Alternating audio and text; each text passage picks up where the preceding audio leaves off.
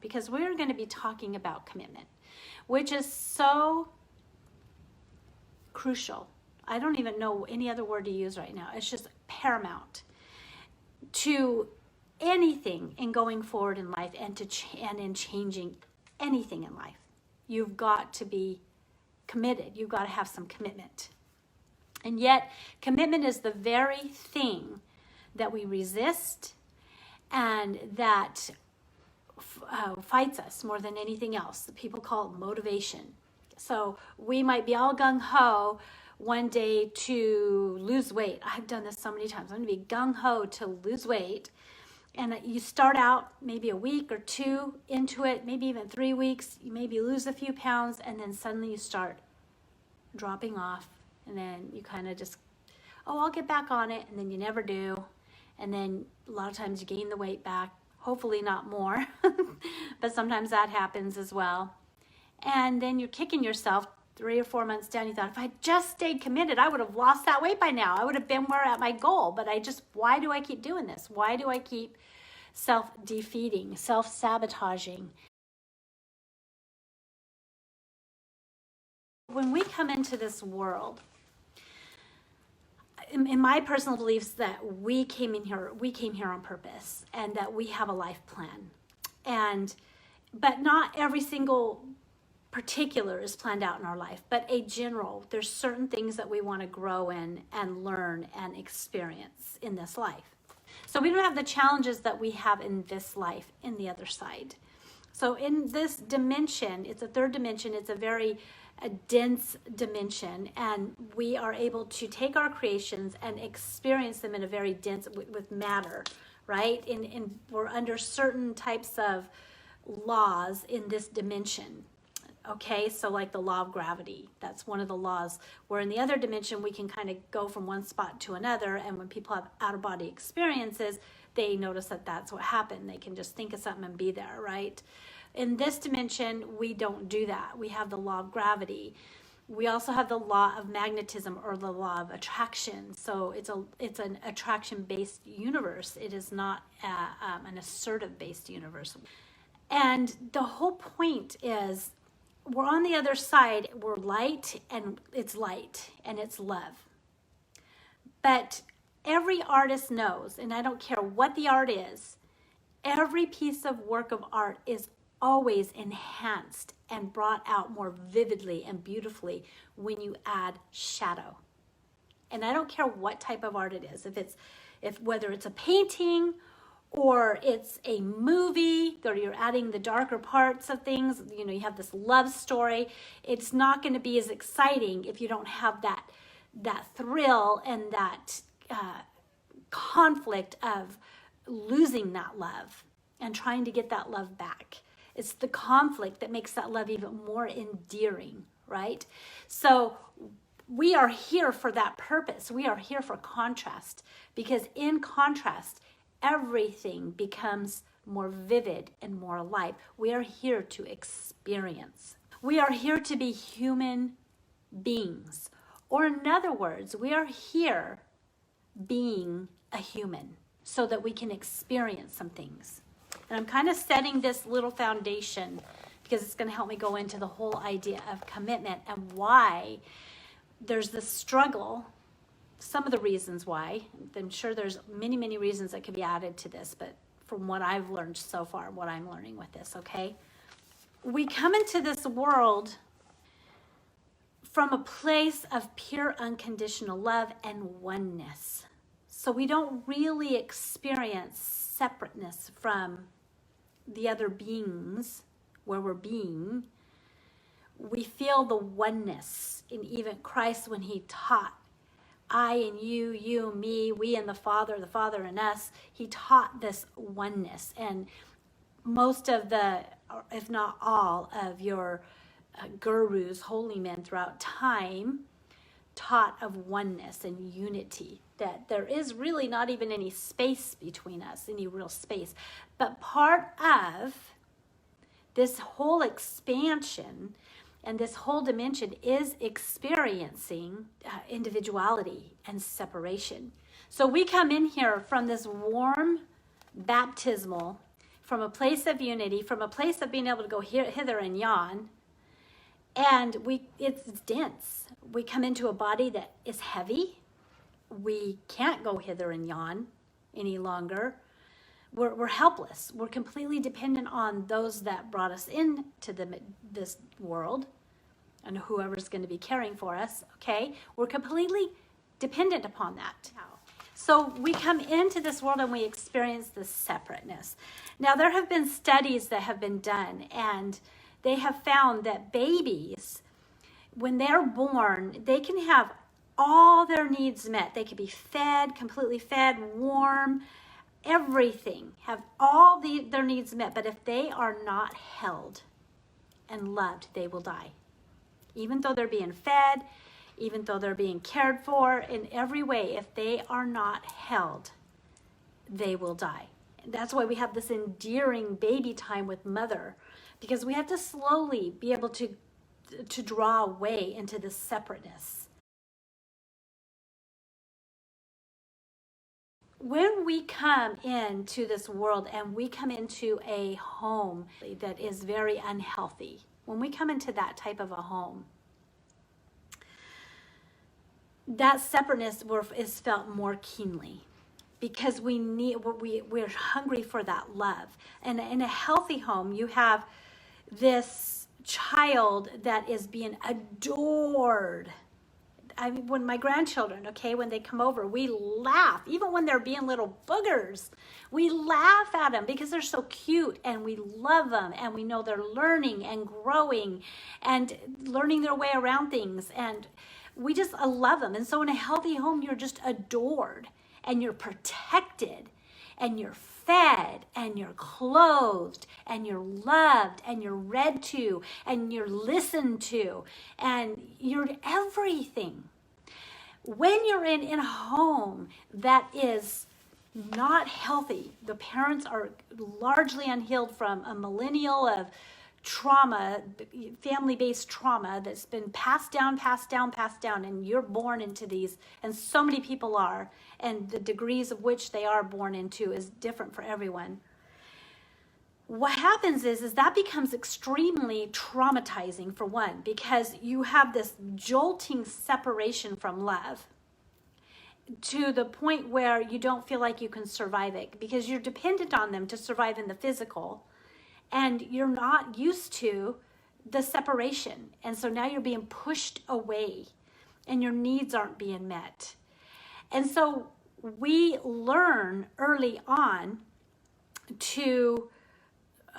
we're trained by our environment to react to things and respond to things in a way that helps to keep us safe. And we develop a trauma brain, PTSD. A lot of us develop PTSD, even though we don't even realize we have it sometimes, because PTSD can be complex. It can be it's not always about, oh, you hear a loud noise or you smell something and you go back completely 100% to where you were. Sometimes you can have, that's why you get this free-floating anxiety. A lot of that can be complex PTSD, because you have blocked memory, so you don't have a link to what's going on. You just have this anxiety that's coming up, or this fear or whatever, and you don't know what to connect it to.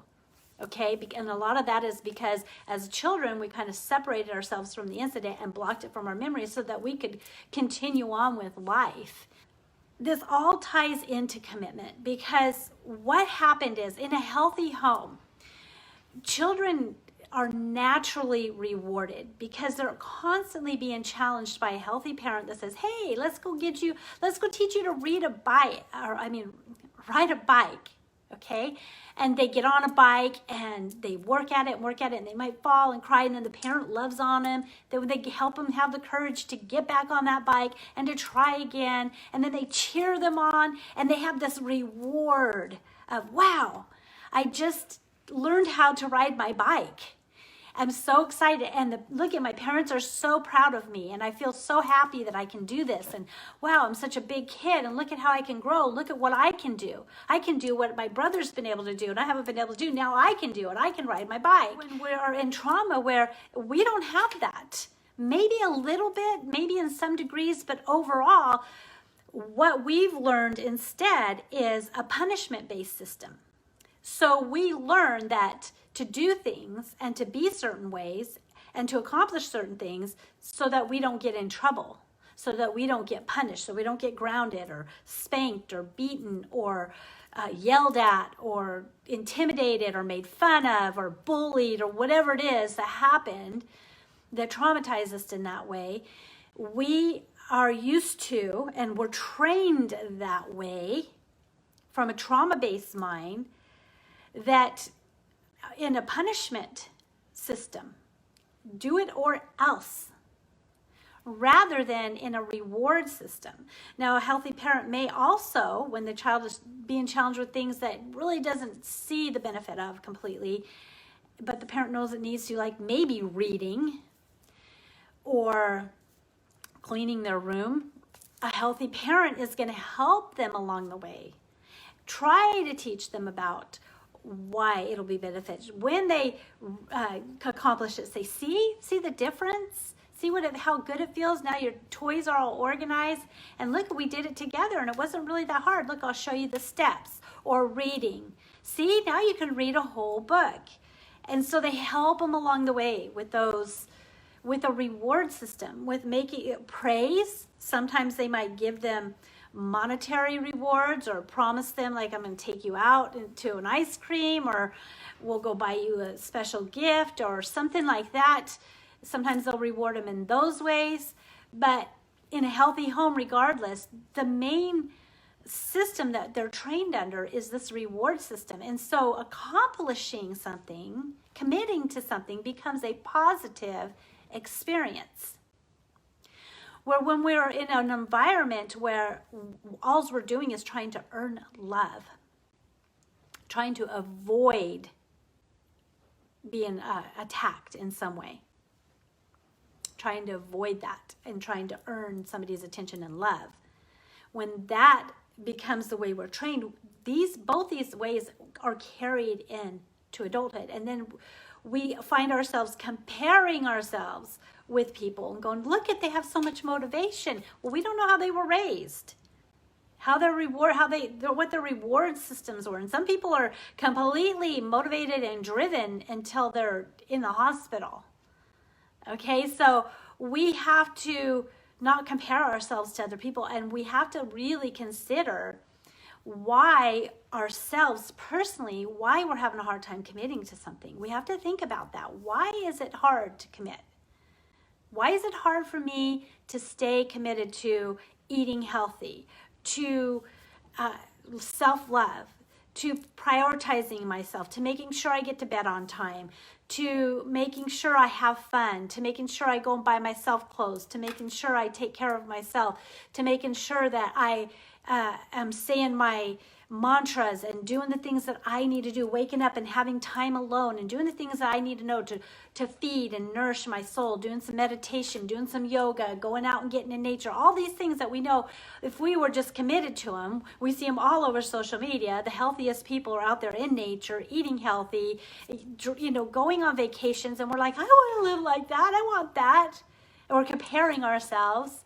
And we're going, why can't I be motivated? Why can't I even do the most basic, stick to the most basic commitments to myself? I feel completely different.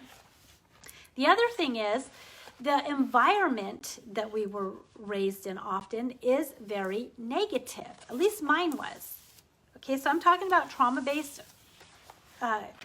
upbringings here, or if you've been married for a period of years with a husband that has been not treated you with love and respect the way you need to be. If you've been in that for several years, you're going to have the same issues, negativity, and the PTSD mind is always in fight, flight, or freeze. So you're going to either fight constantly. You're going to find yourself fighting, or you're going to find yourself running away, eating too much, running away and watching too much TV, running away and drinking, running away and getting high, running away and going out with friends, running away and spending too much money, running away, fighting, flighting, or just freezing. And that's not just, oh, I'm frozen. That can be I don't do anything. I get completely overwhelmed and I just sit down and I freeze and I do nothing. I'm frozen, I'm stuck.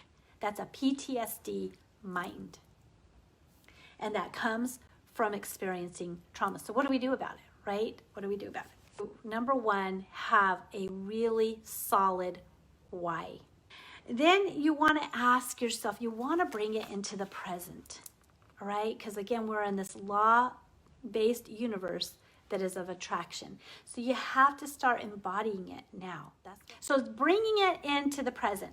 Now, commitment, because yeah, we want to, that brings the energy in, okay, of what we're actually wanting. But yeah, I still want that goal out here, that commitment to exercise, that commitment to eating right, what I need to eat and what I need to do to actually lose the weight and feel, because I want that accomplishment. So we need to get away from the punishment system. So a big motivation for us in these things that we think a lot of times in the back of our mind and why we start with the commitment is because we feel like we're being punished. It's a punishment thing. Okay, I'm being punished because I haven't done the right thing. And so, or I feel horrible. I just feel so, I can't even get around it. I feel so yucky, I'm just gonna roll over die unless I do something. And so, because we're being punished for what we haven't done or what we still need to do, we get on the bandwagon and we say, okay, I'm going to go on this diet, I'm going to go exercise, and we get a little motivated. But that punishment isn't going to hold us, only as long as that we get that relief. We need a reward system in place. We need to see the reward, like them riding that bike, of the excitement of I did it. I did it. What are the elements of reward? What are the things that we need to put into place to get that reward system in place for us so that we can stick to commitment? So we have to put things that help us, that we really, really want. And that's going to be individual. You're going to have to really search that for yourself. What are some motivators? And writing down my goal and my whys, and maybe putting my whys somewhere more visible where I can remember them on a daily basis, have them ready to read when I want to say, no, I don't really want to do this workout. So putting my whys in more visual and places where I'm going to come across them more often. And then rewarding myself. But then we have this faraway goal. What about the little steps? What about the celebrations of, dang, I did my workout today?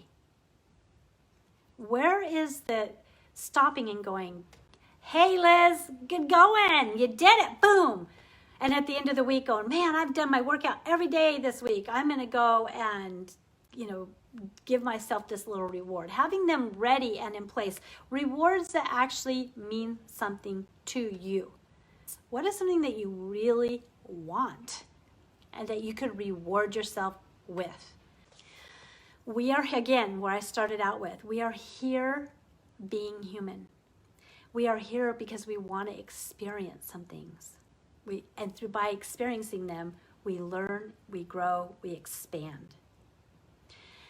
What do you want to experience? What do you still want to experience?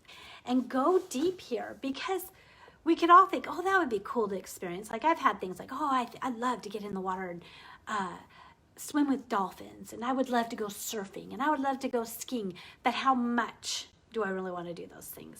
Those things I've always thought would be neat to be able to do, but they're not burning inside of me where I would literally take myself out of my comfort zone and go do it if I had the opportunity. So you want to get down to things that are more reachable and really important to you. Identify what you don't want anymore, okay? And then ask, well, what do I do want instead? What do I really want instead? Because a lot of times we get stuck in what I don't want. And we just go over that and over that and over that. And we feel frustrated because we're attracting it again, because that's all that's in our energy, is looking and going over and talking about and sharing with everybody what I don't want. What I don't want. I'm so tired of working. I'm so tired of my husband. I'm so tired of this. I'm so tired. I don't want to do this. And why does this always happen? And that's all we're doing. We're attracting it because that's the energy we are embodying. So you've got to stop. Once you've identified and right what I don't want, you have to go into a new energy by asking yourself, first of all, what do I do want? And then you have to say, well, how can I now embody that? Again, bring it to the present. Again, appreciating your accomplishments at the end of the day, taking time to go, what all did I get done today? Wow, you really got a lot done. You're going to embody and bring into now what it is you do want. And that's where you start committing to yourself, because you're committing to yourself from a place of reward rather than a place of punishment. So keep asking why and keep digging. And if you can't find a why, then maybe it's not really what you want. If you can't find a strong enough why, go back to the original question. What don't you want? Well, let's reevaluate what you really want. Okay, so go back to those questions. If you can't establish a deep enough why, until you've gotten to your answer and it's potent and you have a deep enough why, then you write it down and then you make goals, long-term goals with a reward in mind. And it's not to just say you did good, because you are good and you are worthy of love. It's not about making yourself worthy. It's about, I want to experience something. As soon as we start letting go of our why, our reward is diluted and it goes back into punishment. And so then our steps start to feel like the only reason I'm doing this is to avoid punishment, like I talked in the beginning of this video.